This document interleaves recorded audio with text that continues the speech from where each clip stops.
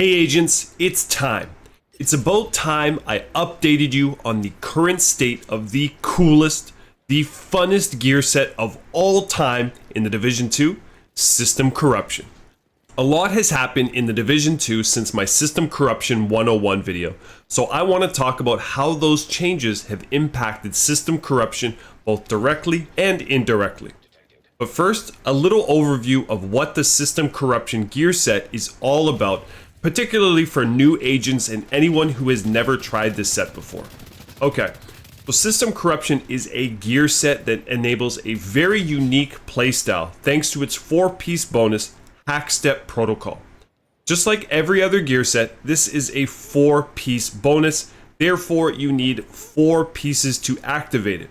You will never, ever, not in a gajillion years, equip 1, 2, or 3 pieces of System Corruption. It's all or none. 4 pieces or no pieces. Some gear sets, like Striker or Tipping Scales, have a nice 3-piece bonus that you could justify only equipping 3 pieces. System Corruption doesn't. You want pulse immunity? Go with 3 pieces of Yawl and a pulse resistance mod. This way, you're getting brand set bonuses for your first and second pieces, as well as the 2 attributes that come with brand sets versus the 1 attribute on gear set pieces. Now repeat after me. I, Division Agent, promise to never equip only 1, 2, or 3 pieces of the System Corruption gear set. Right on. Now let's take a look at exactly what we're getting from Hackstep Protocol. This is an instant ability that gives you 50% of your total armor as bonus armor or the blue armor, but it replaces your regular armor kits. It also heals you for 20% of your total armor. The bonus armor lasts for 5 seconds, and during those 5 seconds, your nameplate and armor bar are hidden from enemies. This is actually really useful as it gives the enemy a sense of uncertainty. They don't know how low you are and whether they should commit to the fight or run away. Finally, the damage. Having 4 pieces of System Corruption equipped means you get 2% total weapon damage for every 5% bonus armor you have. The damage boost maxes out at 20%. So even if you have 200% bonus armor, you'll only be getting 20% total weapon damage. So remember, Hackstep Protocol gives us 50% bonus armor or 100% bonus armor with the backpack. Therefore, do a little math and you can see we're getting 20% total weapon damage. Now it doesn't matter where this bonus armor is coming from. It could be Hackstep, Tardigrade, Galvanized. Any and all bonus armor will boost your damage. Hackstep Protocol makes System Corruption one of the most dangerous builds in a 1v1. But it's not the only reason this set is so deadly. Taking a look at the 3-piece bonus, we're getting 40% disrupt resistance and 40% pulse resistance. For now, at least, the disrupt resistance is pretty much dead stats. And when System Corruption came out, so was the pulse resistance, until the introduction of the 10% pulse resistance mod. And that's because everybody gets a native 50% pulse resistance from their specialization. And don't worry, every specialization has it. Now we'll plug in a few digits into our calculator and, yep, 100% pulse resistance. You cannot be pulsed. Scanner pulse, linked laser pointer, tactician drone, nothing can light you up. At least, not visually. Not only does this mean you get to ninja around the map in peace, but you also completely negate builds that rely on pulsing their enemies, including Spotter, Flatline, and Heartbreaker. 100% pulse resistance is a huge upgrade for this build, so make sure you've got your 10% pulse resistance mod handy. And because not everybody has a perfect 10% pulse resistance mod, now would be a good time to talk about what you can do to farm System Corruption and this low-key necessary mod. For any maxed out mods, your best bet is legendary content with mods set to target loot. Both missions or summit are okay. Sure, you can get a boatload of mods running heroics or countdown, but since you cannot optimize them, anything below 10% is less than optimal. You can also try your luck at the crafting table if you've got some extra printer filament lying around. Just scroll down to gear system mods, and if you've been a good agent this year, unfortunate. So how about system corruption? Can we just set it to target loot and farm it in countdown? Not a chance. Summit? You're dreaming. Wait for it to be target loot in the DZ? Got a few years? No. System corruption is basically unfarmable. Unless there's a global event happening, what you'll need to do is farm the heck out of a global event to get as many stars as possible. Then spend those stars on nothing but season legacy caches. Nobody knows for sure what the drop chances are for system corruption in these caches. Nonetheless, they're still by far your best bet. Your last chance is crafting. In the past, you may have broken down pieces of system corruption, maybe by accident, or you just thought it was a trash set. Don't worry, because for every piece you broke down, you'll have a system corruption data core, which can be used to craft new pieces. But it's not that simple. Let's say you've got 2 pieces of system corruption, the backpack and gloves, and 3 system corruption data core. To complete your build, you'll need 2 of either the knee pads, mask, or holster. Even if you craft, let's say, the mask, you still need 1 more piece to be able to make an actual build. But you have no more data core to craft it. Okay, so you farm the global event hoping for the holster or knee pads. But you have just as much of a chance to get another mask as you do the other 2 pieces. So it would make a lot more sense to wait until you've got 3 pieces, then craft your final piece to complete your set. Of course, if you've got a truckload of system corruption data core, no need to wait, craft away.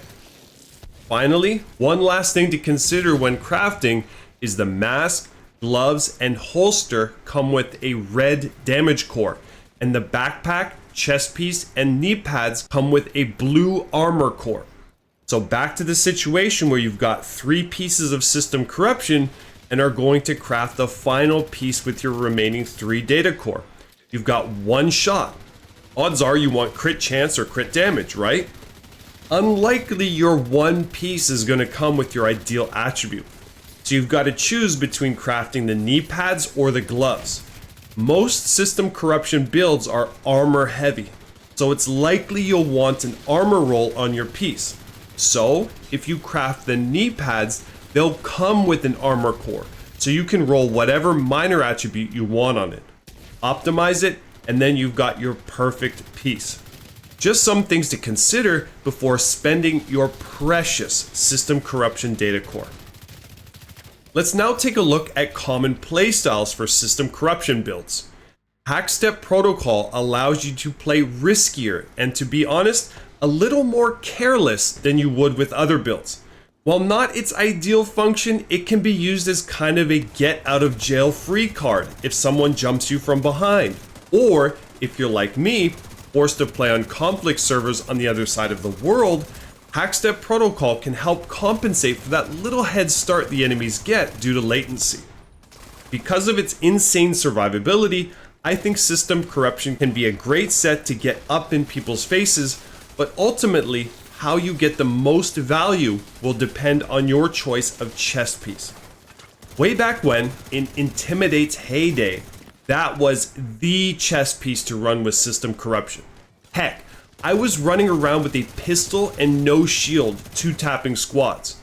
But since they changed Intimidate to where you have to build stacks, there are better options out there, like Obliterate, Unbreakable, Spotter, or exotics like Tardigrade, Bridgeways, or even the Provocator.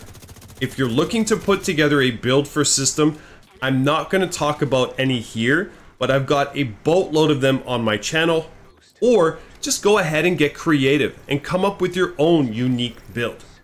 Just a heads up, despite being an extremely strong talent, you won't find any unbreakable builds on my channel, just because my high latency means it often doesn't proc when I lose my armor, and that's extremely frustrating. Now I want to go over a couple things you may not know if you're new to system corruption. A couple years ago, before they brought back the instant medkits, to activate your hackstep protocol, all you needed to do was tap the armor kit button and you got your bonus armor. Hence why it says an instant use ability in the description. But now, because the devs couldn't give a rat's about a PvP gear set, you need to press and hold to activate hackstep. Far from instant. So how about when you're engaged in a fight and you need the bonus armor? You cannot activate hackstep while shooting. In fact, you can't activate it while doing basically anything. Vaulting, climbing, rolling, you can't activate hackstep while doing any of these. And be careful because it'll even cancel your reload. So what do? Just stand there like a pylon while we activate it? Run to cover? No.